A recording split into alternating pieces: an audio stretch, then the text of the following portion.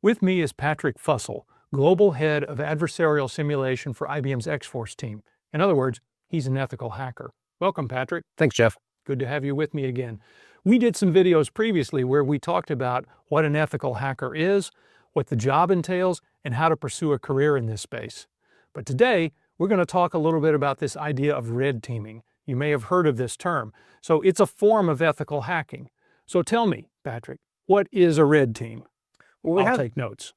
We have the idea of a red team exercise, right? Where we are trying to test our ability to defend against a real attacker. And in a red team exercise, you have to have somebody who pretends to be the attacker. We took this idea, or terminology rather, from the military, and it was invented during the early 60s for war games. And the idea is if you have a set of defenses or want to stop something bad from happening, and you have folks who are dedicated to making sure that it's being stopped, you have to have some guys being the bad guys and testing it out. And that's your actual red team. Okay, and they're putting all this through its paces, and they're basically doing simulations, right? That's exactly right. Okay, so if we've got a red team, I'm going to guess there's other colors too? Definitely. The other key one here is our blue team, right? That's our defenders. That's the folks who are out to stop the bad guys. And in the context of a cybersecurity red team exercise, this might be people like your incident responders and anybody who works in your SOC, anybody who's there to make sure the bad guys don't get in. Okay, so here we go. Attack and defend. Now, I drew these as overlapping for a reason. What about this stuff in the middle? What do we call those folks? Sure, that might be a purple team, and that could be referring to the idea of an exercise or an actual group of people. But in any case, what we're really doing with a purple team is getting our red team and our blue team together. Imagine they're in the same room so they can walk through an attack chain and really exercise some particular part of what that attack chain might be. So they understand how effective is some part of the defenses. So they know that when the bad guy shows up, that they've really exercised, how good are they? Gotcha. Okay, so let's talk about, we've got the two different teams, maybe even a hybrid team here in the middle, and what are they doing? So I'm going to say, first of all, one of the things that they need, if you're going to run one of these exercises, make sure you have this, if you have nothing else, permission, right? Yeah, we don't want to, like you said in the past, end up in our orange jumpsuit because it's just not my color. Yeah, no, you definitely want that, because otherwise you could trigger what the actual SOC is seeing, and they may think they're under attack and they may arrest you or who knows, whatever. So don't do that. Make sure you have that. But if this is an exercise or almost like a competition, there must be some sort of rules of engagement. So what would those be typically in these? Definitely. You have to have rules because, this is all at some level, it's for pretend. We're not doing it. We're not actual hackers. We're not actual bad guys. And the way that we think about rules is really starts with the idea of scope. And scope defines what are the boundaries of what is going to be encompassed by the testing process. And that can mean lots of different things. So imagine you're a multinational company and you have branches in every country. So we might not want to do hacking in one of those countries for different geopolitical reasons. So you may want to exclude some geo or some region for various reasons.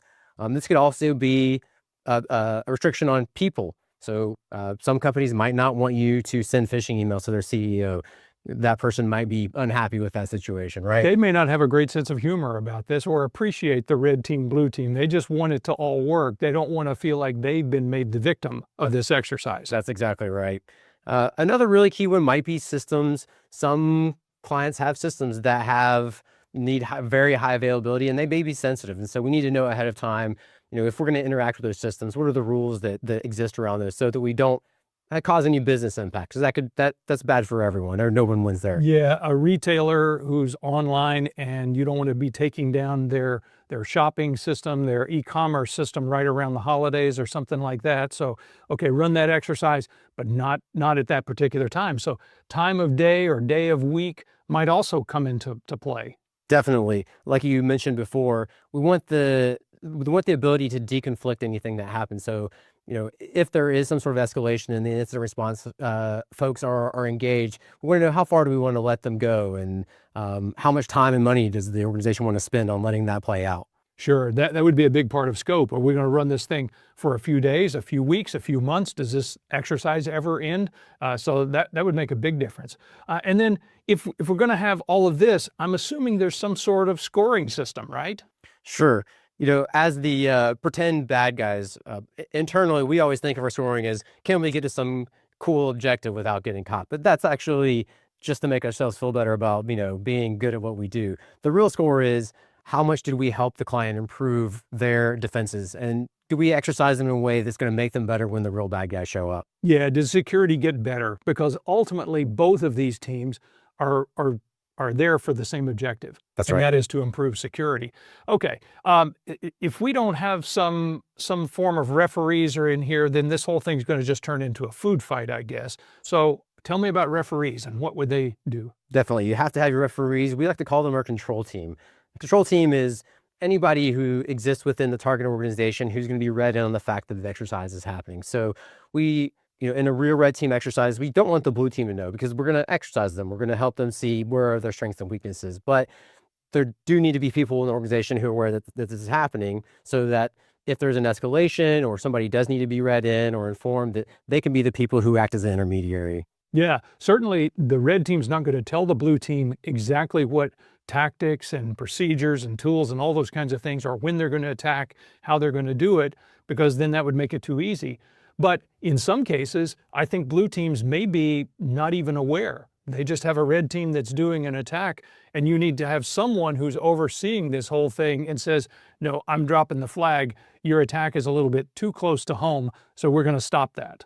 That's a perfect summary of the situation. Yeah. Okay. All right, good. So all of this reminds me of something that's become very popular. I hear about this from my college students that I teach at NC State University and others, and this idea of a capture the flag competition. So compare and contrast this with a capture the flag. Sure.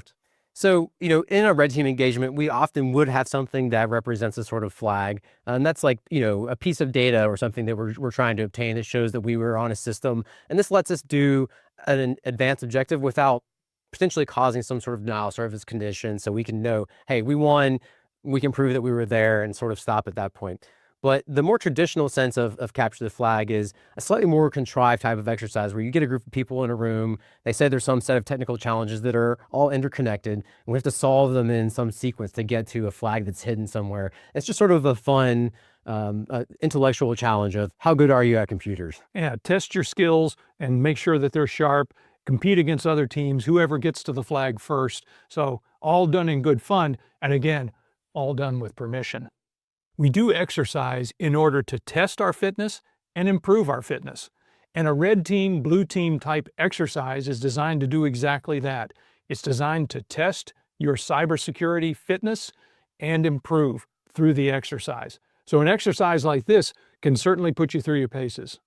Yeah, we always really stress this idea of challenge your assumptions. You have all these security controls, you spend all this time and money on making sure that hackers can't get in, but have you gone back and validated that? And we often find that some of those assumptions you made about your security controls are false, and you need to go make some improvements and changes. Many times that means bringing in an outsider, because they don't have the same assumptions that you have. They can look at it with fresh eyes. So that's why teams like Patrick's are able to do what they do. So you're exactly right, because if you don't do that questioning of everything, and that's what you have to do, question everything. If you don't do it, the bad guys will do it for you. You just won't like what their answer is.